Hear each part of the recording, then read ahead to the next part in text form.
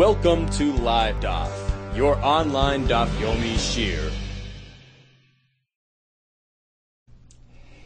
Shalom Aleichem, welcome back to today's Daf Yomi Maseches Taanis, Daf Lamed Aleph, the last and final Daf of our Masechta. We are holding at the last section of Lamed Amud Beis at the two dots, which are 17 lines from the bottom of the Amud. We learn in the Mishnah, Amar Rab Shimon ben Gamliel, Lo Yahayu Yomim Tovim LiYisrael, Kechamisha Asar B'Av, Ukiyom Kippurim. There were no greater days of joy and celebration than Tu B'Av and Yom Kippur. What's so special about those days? Bishlei Yom Kippurim. I understand what's special about Yom Kippur. Mishum de'is be'slicha mechila. It's a day of atonement, a day of kapara. Certainly, a reason for happiness and celebration. There's a fascinating Rashi here. So there is a little aleph around halfway down the Amud, the aleph of the Hagoy Sabach, right in the middle of Rashi, halfway down the Amud, and about 5 lines below that, Rashi explains as follows. He says, "V'oisei hayom." He went through a whole calculation how Moshe Rabbeinu went back up after breaking the luchos. That day was Yudches Tammuz. He stayed in Shemayim for 80 days and came back down with the second pair of luchos on Asara B'Tishrei. And that's when we achieved proper mechila. We reconnected with Hashem after that temporary disconnect of the Egel. Says Rashi, "V'oisei hayom nikbal Yom Kippur." That day was established as Yom Kippur. Why? Lo hidia shemochal v'nicham al hara asher dibur lasis l'amei. Now we knew. Now it was known that Hashem was moichelas. V'al kein nikba tzoim kippur ba'asor b'tishrei kach shemati. Fascinating. Rashi says that he heard a pshat. Why is it that we have our Yom Kippur on Asar B'Tishrei? Because that was the day that Moshe Rabbeinu came down and achieved Mechila for Klal Yisrael. That day was established for all generations as the Yom Kippur, the Day of Atonement, Yom Slicha Mechila. Okay, so that's what's special about Yom Kippur. That's certainly reason for Simcha. Continues the Gemara. What else happened on that day? Yom Shenitnu B'Luchas Achronis. We got the second pair of luchos on that day, which was the conclusion of Matan Torah. So now we truly reconnected with Hashem in the most powerful way. So that's what stands out about Yom Kippur. And that's why we celebrate that day. Ella Tu B'Av Mai. What's special about Tu B'Av? The Gemara will give us 6 reasons. Firstly, Amar Rabbi Yehuda Shmuel, Yom Shehutru Shevatim Lavai Zebazeh. You meant to know that the Torah lays forth restrictions when it comes to cross-shevet marriages. Torah says that an Isha who can potentially inherit a Nachla has to make sure to marry only within the shevet itself, so that we ensure that the property that she inherits from her father or whoever will stay in-house, will stay in the shevet. You can't just intermarry at will, because the nachla that she took from her shevet will now be transferred to her husband's family. Now this restriction, this limitation, applied only in the Midbar, because once they got to Eretz Yisrael and the various nachlas and territories were allocated to all the shvatim, it was nikar. This is nachla of Reuven, nachla of Shimon. That's all that was needed.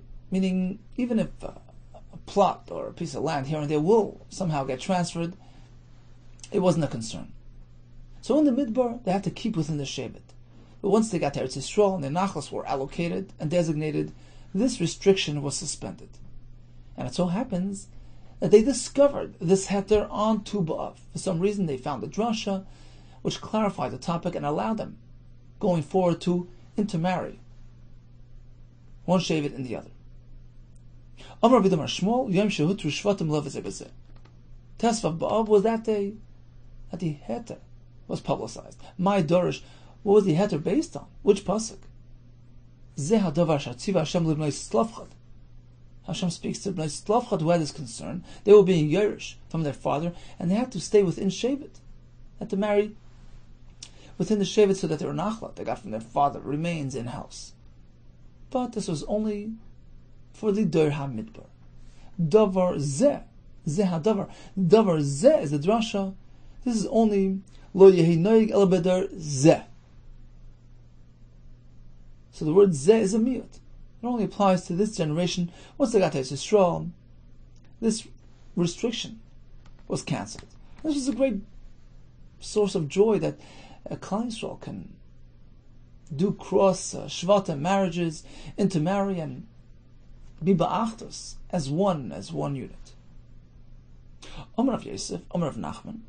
What else happened on Tu B'Av? Yom shehutar shevet binyamin lo b'kol. On that day, they suspended the Isser to marry from Shevet Binyamin. This was during the tragedy of Pelagish Begiva.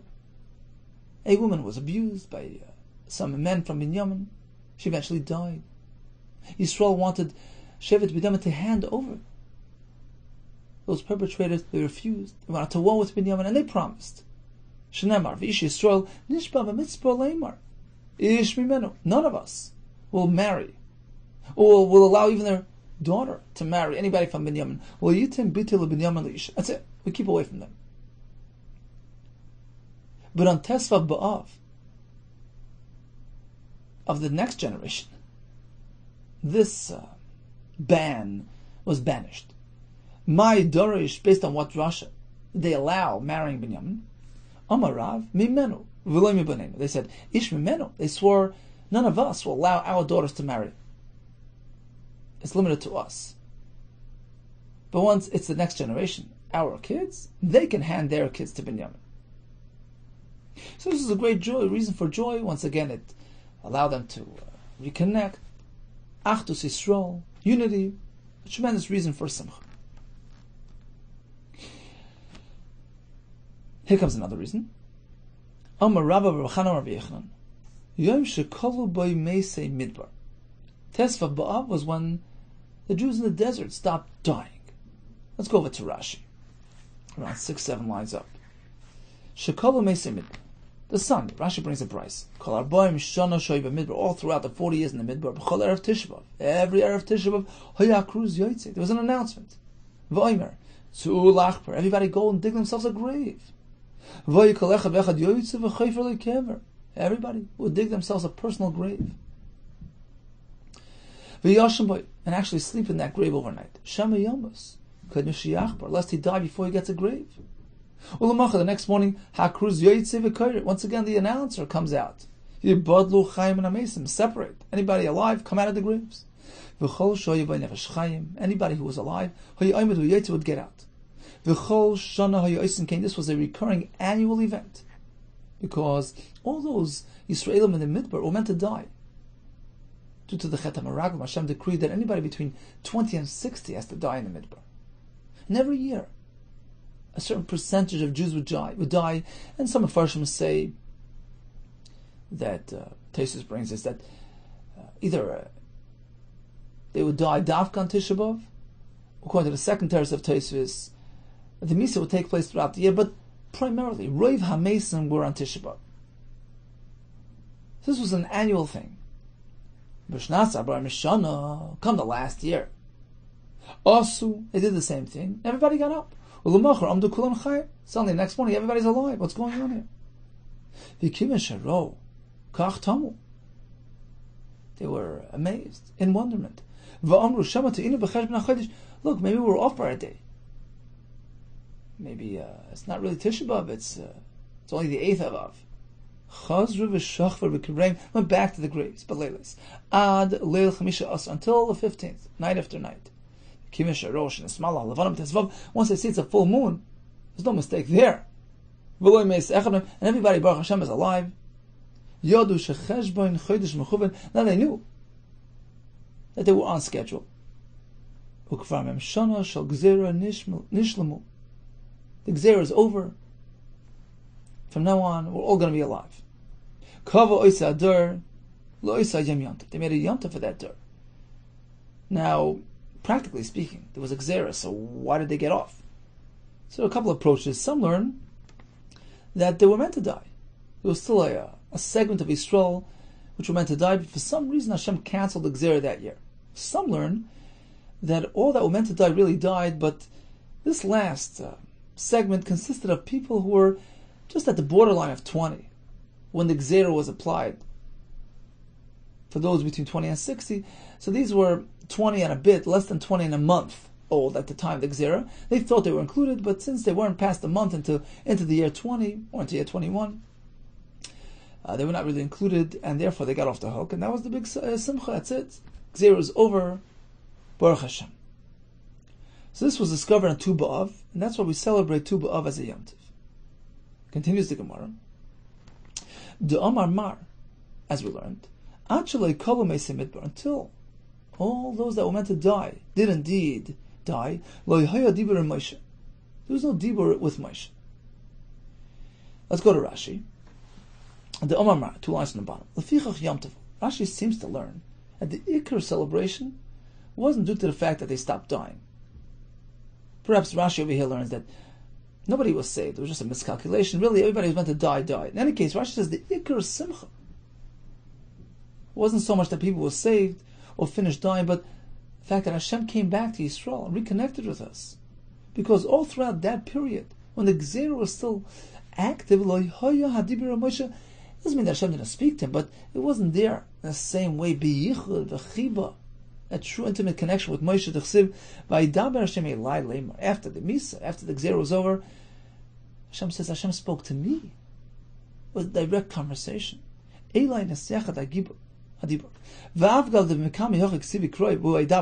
we find Vayidaber all throughout the 40 years, all the mitzvahs, all the karbanis, but this concept of Eli derech chiba, this was unique going forward. At this point, the chiba started again, and that is true cause for simcha and Yom Tov. Let's go back to the Gemara. Until the Mesa Midbar died, there was no dibur, there was no chiba. Shnemar vayikash tamu kol anshe melchama lamas. After all the anshe melchama, meaning all those that had Gzera, they're called anshe melchama because they're fit to go to war. Anybody between 20 and 60 is called Eitzit Sover, fit for war. So all those were Mesu. Vaydaber Hashem Eli. An extra lashon Eli means Eli hayadibur. It was with chiba, with closeness. Ula Amar. I'll give you the reason what was special about Tu B'Av. Yom shebitel Hoshea ben Ela prosdios. Hoshea ben Ela was far from a tzaddik, but he wasn't as terrible as Yeravam ben Avat, and he cancelled. He took away the guards, the checkpoints, which were inhibiting Yisrael from going up Eil L'Regel. Yeravam ben Avat al drachim, the Yeravam placed along the roads, Shelo Yalu Yisrael L'Regel, to prevent them from going the Regel, because remember, Yeravam split up the Melucha. He started Malchus Yisrael to compete with Malchus Yehuda. He was concerned that if Yisrael go the Regel and they see Melech Yehuda being accorded great honor, they'll be drawn after him. So he diverted the crowds to his calves, his golden calves. No Ali L'Regel. And the Shia came along. He says, you know what? No coercion. He wasn't a tzaddik, but I'm not going to force people. It's a liberal country. Do what you want. He took away the prosdios. And he said, look, V'amar, Le'eza Shir Tzu Yalo. Let them pick their choice. They want to go to the Beis Hamikdash, Gesundheit. Lahavel, want to go to Avodah Zarah, no problem.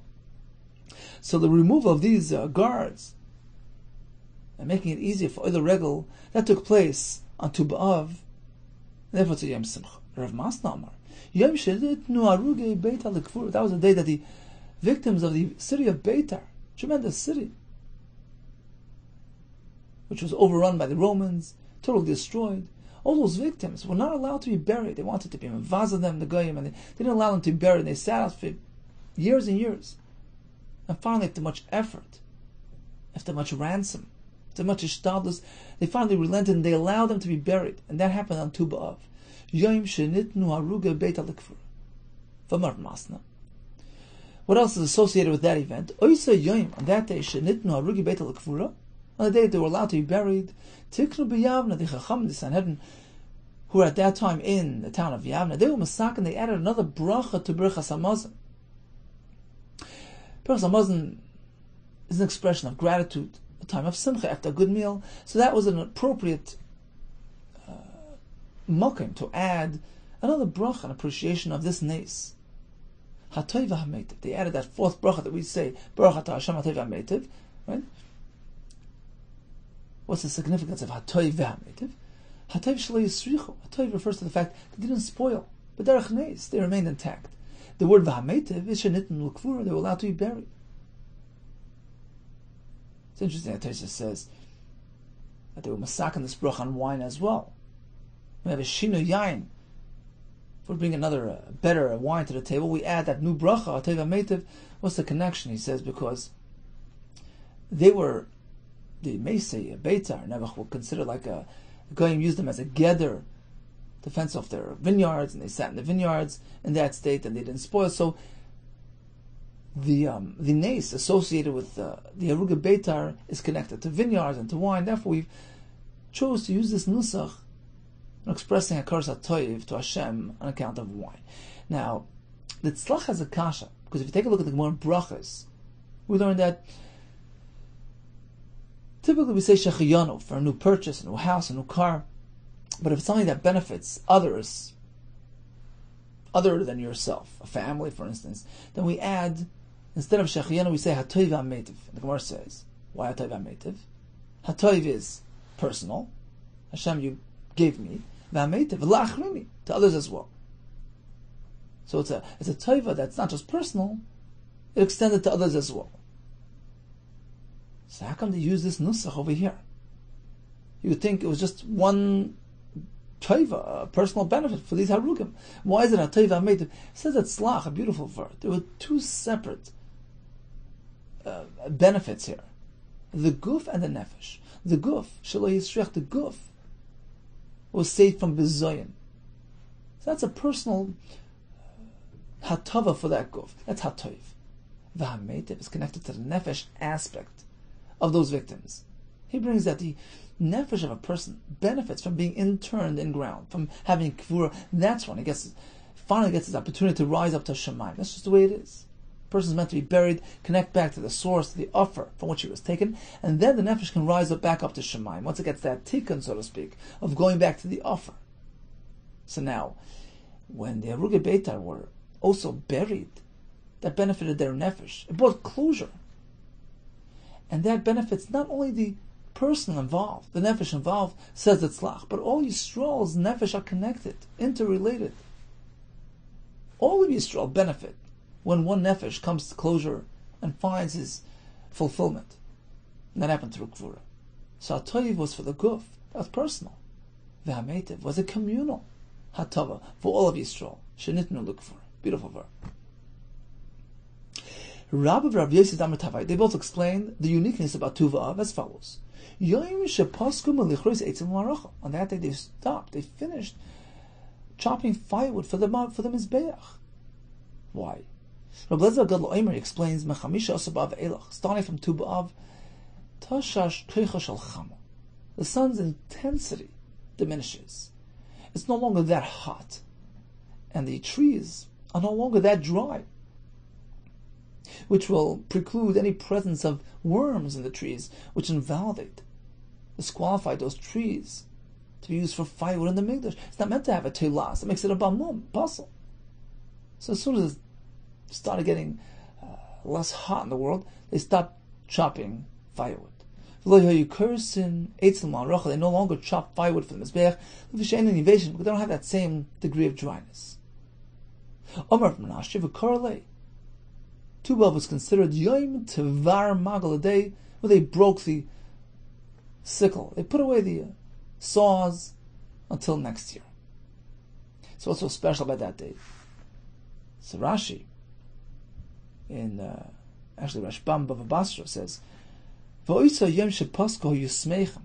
That was reason for a simcha. V'oisa Yom Hu Yimashlimen Mitzvah Gedol, because they ended a mitzvah. They finished a masa mitzvah, a great mitzvah of supplying the Mizbeach with wood. It was a time of a celebration. Tesis Yontif says, it's like we make a siyum today. And a siyum masechta. We finish a tremendous mitzvah. We're so happy and joyous. And that was the reason for Simcha on Tu B'Av. Says the Gemara, going forward, after Tu B'Av, when the nights start getting longer and longer, it's a time to learn, the Moisif. If you add some Torah, Dafka at night, Yosef, he will add life to himself. Kem chayenu. But if he doesn't add, he doesn't learn at night, Yosef. What does that mean? Tana Rav Yosef, my Yosef, Amar Yosef, Tikbari Imi. His mother should bury him, meaning Yomas Beloy Ito, says Rashi. He died prematurely. He doesn't have the schus of Torah. He's not going to pay attention and immerse in Torah at every opportunity. The Rambam writes how special it is to learn at night, at least something. Even though it's a short night, something. He says the Iker. Rambam says the Iker Kesef Torah is learning at night, probably because it's the most difficult time to learn. So that was the point there. After Tu B'Av, the nights start getting a bit longer. It's a good opportunity to get back into learning at night. Now, Farshim ask, why Tikbari Ime? Why are we relating it to the mother over the father? And Farshim say, Gemara Soita says, how does an Isha have schus Torah? She's not learning Torah because of her husband. She pushes her husband to the shir, sends him to the Beis Medrash, and she looks after her children's learning as well. Picks them up from school. So the mother's schus Torah is dependent on her son. Her son's not going to learn Tikbari Ime. She has nothing from him. Okay, so what happened during these Yemei Simcha? Shebehen Bnei Yisrael, the Bnei Yerushalayim would go out, all dressed up, looking for a shidduch. Tan Rabban. They instituted a practice where everybody would borrow each other's clothing, just in case. You shouldn't shame one who doesn't really have enough elegant clothing for the occasion. So everybody would borrow each other's clothing, mix and match. This way, everybody was on equal footing. Tan Rabbanan. Bas Melech, a princess, who's meant to wear the most elegant clothing, she drops down a rank. She borrows from her friend, the daughter of the Kohen Gadol, who's a rank down. Bas Kohen Gadol, who's on tier 2, she borrows from Bas Skan, the daughter of the Skan Kohen Gadol, the assistant Kohen Gadol. Ubas Skan, who does she borrow from? Bas Moshe Muhammad, daughter of the Kohen who's appointed to lead Israel into battle, which was a lower ranking Kohen Gadol. Ubas Mashuach Muhammad, his daughter borrows in Bas Kohen Yad from ordinary Kohen's daughter. V'chol Yisrael, so you have to drop down one level. We don't require more than that, but at least one level down. V'chol Yisrael, everybody else, Shoel and Zemezeh, they would borrow from each other. Kadei Shelo Yisbayish Es Mishein Lo, not to shame one who doesn't have. What else would they do to avoid shame and embarrassment? All the kelim, all the gadim would be taken to the mikveh just in case somebody's unclean. We don't want to embarrass anybody. Even if it's clothing that was folded up, sitting in the kufs and the drawer and the chest. We don't differentiate. Everything goes to the mikveh. Bnei Yisrael, they would go out and dance in the vineyards in a hidden place, and only an individual who really needed a shidduch will go out and see who could pick up. Tana, the Brisa adds, then Farshim say, Dafka, this type of fellow was allowed to go out there, otherwise it wasn't serious. But he went out L'Shem Shemayim, picking an esrog. He went to look for a shidduch. And what were the Bnei Yisrael saying? If a fear sheben, the ones amongst them who possessed yoifi, beauty, what would they say to attract attention? Focus on looks. Shein isha yoifi. Isha is meant for looks. Those who had yichus. Yichus over here means pure families, pure lineage, free of any psulim, of any mamzerus. What would they say? So take a look at mishpacha. Focus on family. Isha is meant for doiros, for children. You have a good family. You have good children. Those who are lacking good looks, what would they say? Marry us L'Shem Shemayim. This is also something to boast about. Look, with us, you'll be sure. You're not promoting any agendas. You're not doing it for personal, ulterior motives. Totally L'Shem Shemayim. We know the Gemara in Kedushin says, Hanoi Seisha L'Shem Shemayim. If he marries for Hashem's sake, he will have great children. Havali Bona Mihu Garden. So this was their selling point. This is an advantage that we have that others don't. But yes, you can be sure it's L'Shem Shemayim. Provided that when we get married, he'll adorn us with gold, with jewelry. We have potential beauty. Just have to fix us up a bit. The Gemara in Durham has a story where this fellow made a neder not to marry a certain Isha because she was ugly in his eyes. Rabbi Shmuel heard about it. He took her and he arranged for her to be made up and fixed up. And then he presented her to this potential chas and says, "This is what you had in mind?" He took one look and said, No, this is not what I had in mind. I didn't realize she... Rabbi Shmuel broke down in tears and he says, B'nois Yisrael no'isen. Jewish girls are beautiful. They have internal and external beauty. They're poverty. Makes them look ugly. A Jew is inherently pure and beautiful, which shines out externally as well. It's a chen that just can't be compared. Amar Ula Bira'a Amar B'lezer. Also, the Kadosh Baruch Hu, once we're speaking about Yotzei, going and dancing, B'mach, B'cholis, B'kromim, the circling and the kromim. Also, the Kadosh Baruch Hu in the future. Also, Lovei in the near future. Also, the Kadosh Baruch Hu lasis mochel latzadikim. Hashem in Gan Eden will form a circle for the tzaddikim. So they'll be sitting around the circle. Why dafka a circle? Say the Rishonim. A circle has no beginning, has no end. The Tanug experience Le'il Haba. That bliss will be eternal. Internal and eternal. With no end, no beginning, no end. Just ongoing continuously. Perpetually, forever. And he's sitting in that circle, so to speak. And every tzaddik will point with his finger. And Farshim say this means they will connect to Hashem, that dveikus, which brings about that feeling of contentment, like nothing else. This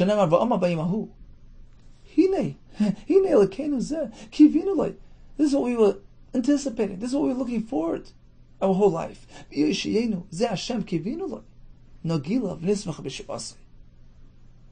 the David. How does this come in at the end of the Masechta? Look, we were busy with fasting, with davening, tsuris, droughts, famines, plagues. And you know what? Sometimes we achieve results. We had many stories where they davened and we had results. But many, many times we don't see immediate results. Don't give up, says the Gemara. There will be a time.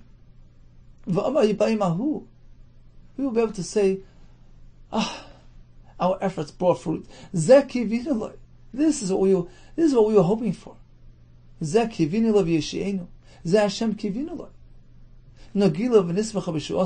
a time to celebrate. Tefillah is absolute. No tefillah goes wasted. I believe it was a Stifler. Somebody came to him and he says, I davened. Hashem didn't answer me. He said in Yiddish, Hashem, Emfertnish. Hashem is not answering. So he responded, you're right, but we have to put a comma in your statement. Instead of saying, Hashem Enfert Nish, Hashem answers not, right? Doesn't answer. Hashem Enfert, comma, Hashem answers. Nisht. No. You want something. You're begging, you're crying. Hashem responds to you. You're not listening. Hashem says, Shefel, it's no good for you. Nisht, it's not good for you. It's not in your interest. I don't want to do something that can harm you. Sure, Hashem's listening. They say that, many tzaddikim say that sometimes you can find a person that suddenly gets inspired to do tshuva, to return to Yiddishkeit. Many, many newcomers just suddenly were lifted by this feeling of just inspiration and drawn to Yiddishkeit. No idea where it came from. You know where it came from? There was a Baba back there 100 years ago cried by Lakas Neres that my children should be Erlich. Those tears was savored by Hashem. Eventually it bore fruit. Mazel tov to all dear participants. We have a lot of hatzlacha going forward. We should be zeicha to learn many, many more masechtas together with happiness, with hatzlacha, with bracha, with nachas and gezun. Amen, amen. I know you know sis besoy sato yiro ki lo nu was the yiro oh is the no you know sis besoy sato yiro ki lo nu was the yiro I know you know sis besoy sato yiro ki lo nu was the yiro oh is the no you know sis besoy sato yiro ki lo nu was the yiro